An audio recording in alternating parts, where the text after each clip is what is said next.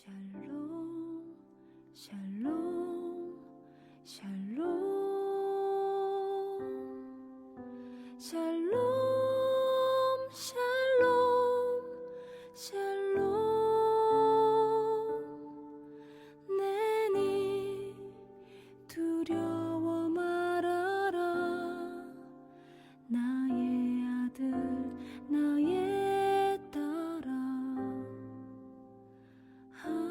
안심하라 샬롬 샬롬 샬롬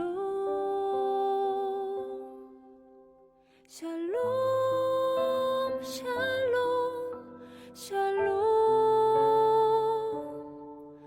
나의 평안을 주노라 세상과는 다른 평안 두려워 마라 샬롬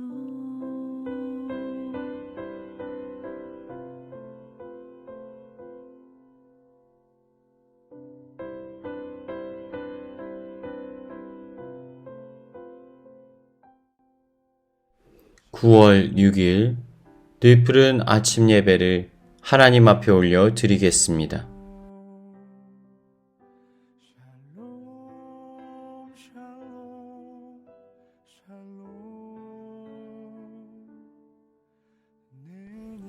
오늘 우리에게 주신 하나님 말씀은 베드로전서의 말씀입니다. 오늘 본문의 저자는 예수님의 수제자였던 베드로에 의하여서 기록되어진 편지입니다. 여러분, 베드로는 어떤 인물입니까? 그는 예수님을 만나기 전 갈릴리에서 어부로서의 삶을 살아가던 인물이었습니다. 그러나 예수님을 만나고 난 이후에 회심하여 그는 예수님의 제자가 되었습니다.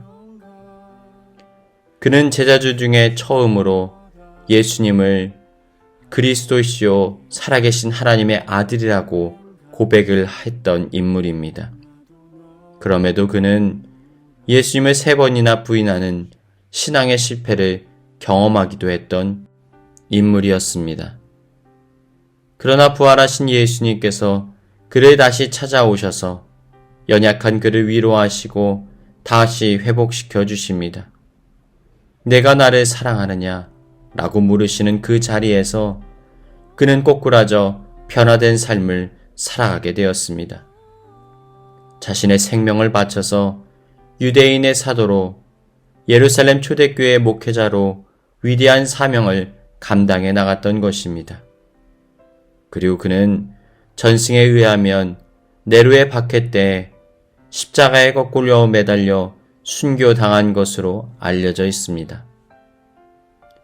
이러한 신실한 베드로가 이 편지를 기록한 이유는 네로 황제에 의하여서 기독교가 극심한 탄압을 받게 되었기 때문입니다.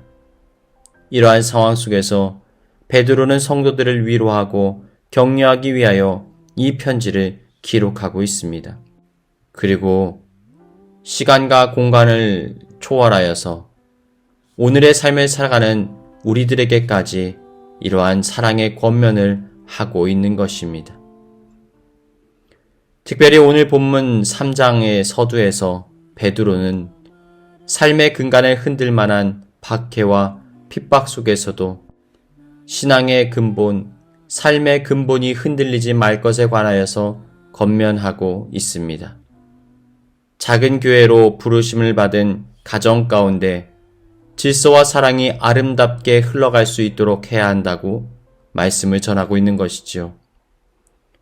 그 당시 로마 제국은 성적으로 완전한 타락에 이르렀습니다. 가정이라는 개념은 완전히 깨어져 버렸고 그들의 삶은 퇴폐와 향락으로 가득 채워져 있었습니다. 그러한 세속의 쾌락과 욕망이 어느 곳에나 가득 채워져 있는 당연한 듯한 상황 속에서 예수님을 믿고 예수님을 따르는 성도들만큼은 신앙의 자리를 흔들리지 말고 지켜나가기를 권면하고 있는 것입니다. 그렇다면 우리는 무엇을 먼저 지켜나가야 할까요? 창세기를 살펴보면 하나님께서는 세상을 창조하시고 어떻게 우리가 세상을 살아가야 하는지에 관한 중요한 모델을 정해 주셨습니다. 그것은 바로 가정입니다. 사랑으로 가정을 돌보고 세워 나가야 하는 것처럼 하나님께서 지으신 아름다운 피조 세계를 그렇게 살아가라는 것입니다.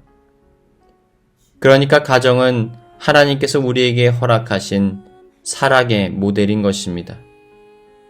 이러한 아름다운 가정을 세워나기 위해서는 중요한 조건이 있습니다. 남편과 아내가 서로의 연약함을 채워주며 사랑하라는 것입니다. 1절부터 2절 아내들아 이와 같이 자기 남편에게 순종하라.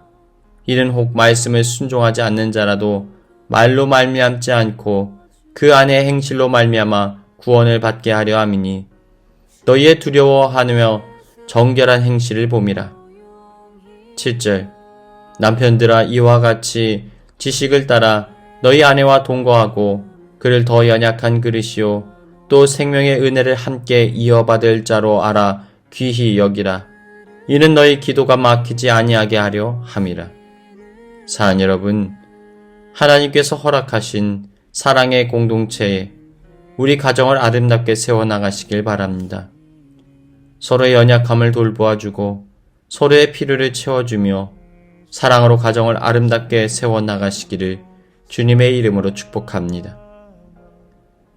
이제 이러한 사랑을 기반으로 해서 우리는 이웃사랑을 실천해 나갈 수 있어야만 합니다.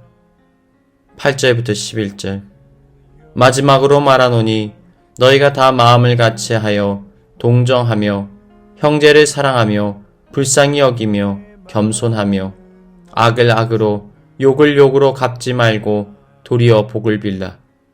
이를 위하여 너희가 부르심을 받았으니 이는 복을 이어받게 하려 하심이라. 그러므로 생명을 사랑하고 좋은 날 보기를 원하는 자는 혀를 금하여 악한 말을 그치며 그 입술로 거짓을 말하지 말고 악에서 떠나 선을 행하고 화평을 구하며 그것을 따르라.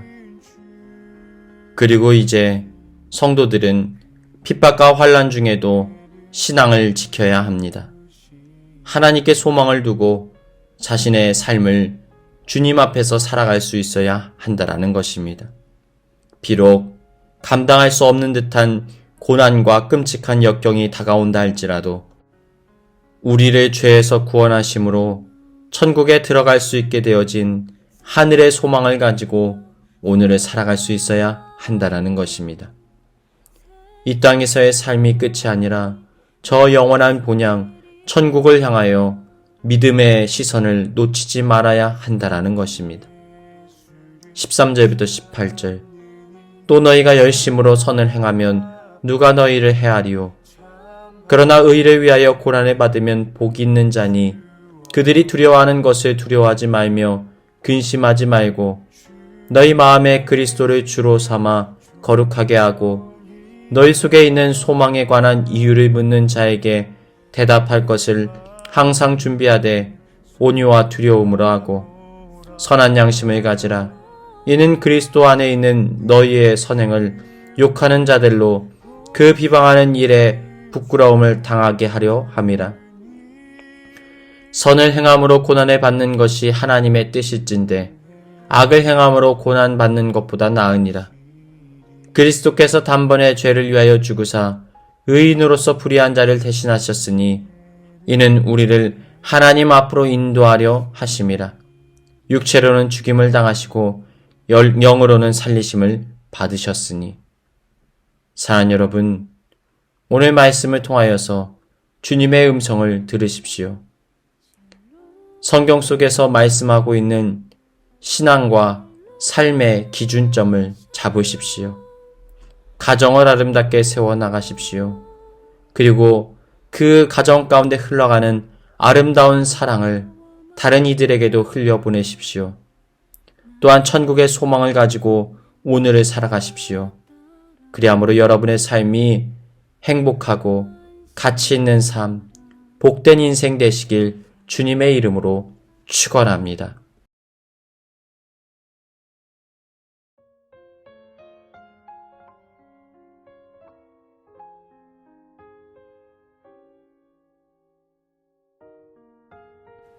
교회에 주신 공동의 기도 제목을 가지고 다 같이 기도하시겠습니다.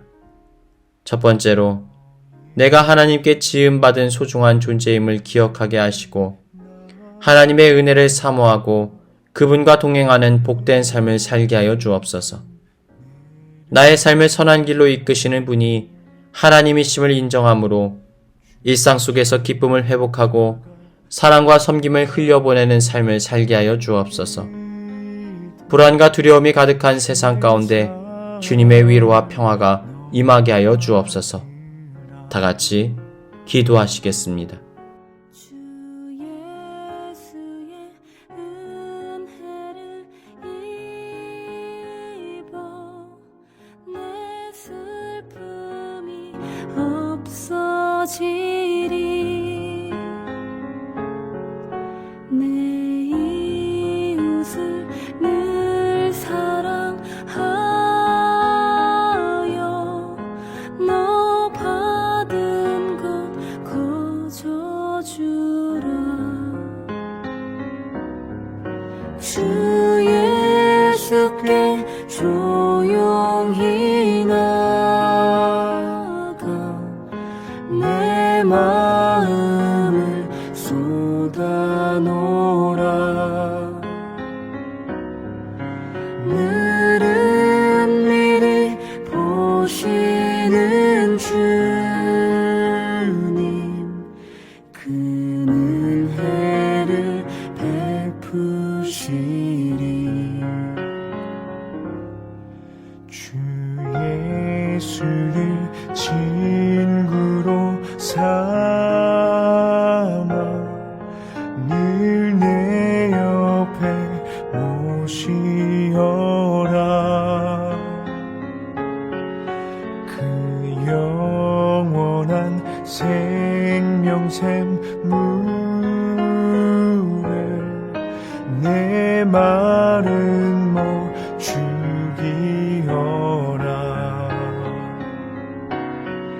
주 예수께 조용히 나가 내 마음을 쏟아놓으라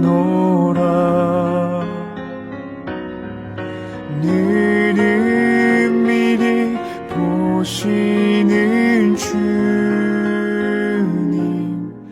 그 은혜를 베푸시